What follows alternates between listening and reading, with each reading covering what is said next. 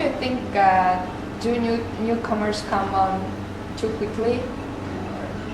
Are they getting big too quickly right Sometimes now? yes, sometimes no.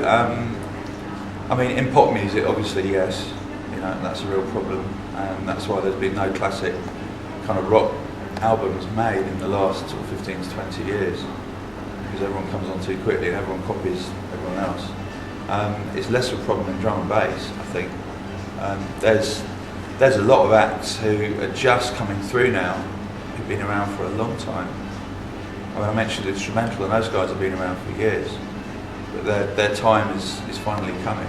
You know, Sigma is another act. They've been around for quite some time. They're just coming through now. You know, and I think there are producers who are intelligent enough to know that they shouldn't rush. Okay. It's really important to take your time when you're launching your career and not try and explode it too quickly. So what tips can you give for anybody who's starting at this business or trying to make it? Just be, it sounds like a real cliche, but you've got to be true to yourself, and you've got to make music that doesn't sound like anybody else, and that you love, and that you love making. Don't make it for anybody. You know, yourself. Make it for yourself, yeah. And if it's good, then other people will come to you. If it isn't any good, well, you've had fun making it, so it doesn't matter.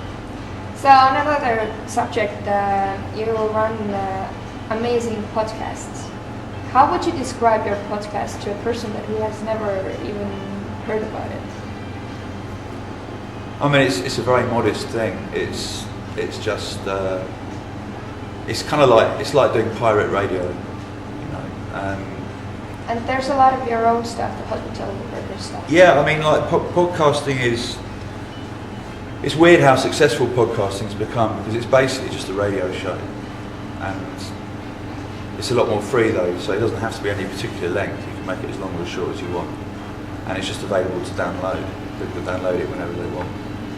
And the hospital podcast that I present has blown up, and we've won all the awards going so far for music podcasts in the UK, and we get about between 50 and 100,000 downloads per podcast. So I've done about 85, so that's quite a lot. It's a lot. Yeah, that's about 5 million downloads, I think.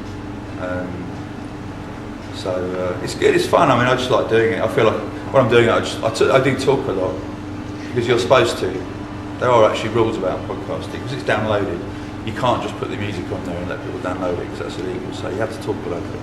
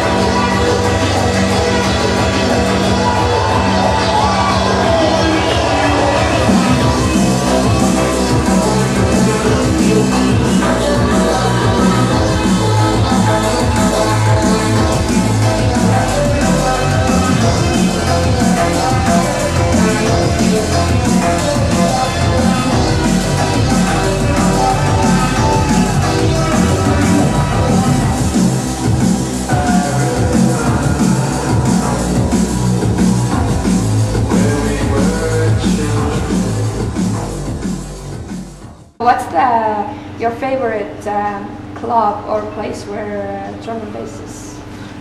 For the first time in my life, I've been able to say that my favourite club is in London, and it's a brand new club, and it's called Matter. It was built by the guys who did Fabric, Okay. and it opened at the end of last year. And there's only 2 drum and bass nights. Once a month there's either Hospitality or Ram. I've heard that the hospitality nights are pretty packed already. So. Well, Matt is incredible. It holds 3,500 people, and we sell out a month in advance when we do it. That's amazing. And, congratulations. Yeah, but it's just a lovely, lovely club. Usually, like in the past, the best clubs in the world are in Japan or in Shanghai or kind of like Sao Paulo or something like that. But now, the best club in the world is in London. Remember it. Yeah, and that's fucking good. I'm really, really happy about that. Good. We will definitely come and visit you. You got to come.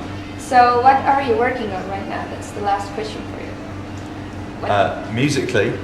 Well, what are your plans? I'm not making any music at the moment, and I just don't feel like I want to make music right now. I'm taking a break from it. I will come back to it, but I've got to find something that really, really excites me to maybe go in the studio. As I get older, it gets harder for me to justify going into the studio. It's not like a little pastime where I just go. I can't do it unless I've really got a kind of a concept. So I'm just waiting for that to happen. But working very, very hard on the record label. We're developing applications for iPhone based around drum and bass and hospital. Several different applications we're developing. We've got an amazing album coming out called Sick Music, which is a compilation album with lots and lots of new artists. I'm working on getting music from the former Eastern Bloc countries that I mentioned earlier for a concept album later in the year. And yeah, we're pretty busy. I have to ask, you mentioned phones. So is drum and bass ringtone still more popular than drum and bass? No. I mean, ringtones has never really. We've never really done ringtones. It's a funny question, I know. Yeah, we've never done ringtones. Well, we tried it about 10 years ago, but it wasn't really worth it. So, and I mean, it's pointless because you can just anyone can do it. Tune on their phone and make it into a ringtone. So. Well, anyway, good luck for you, and I'm sure that your friends will be waiting for your new material as long as it takes. Yep. Thank you. Thank you. Thanks very much.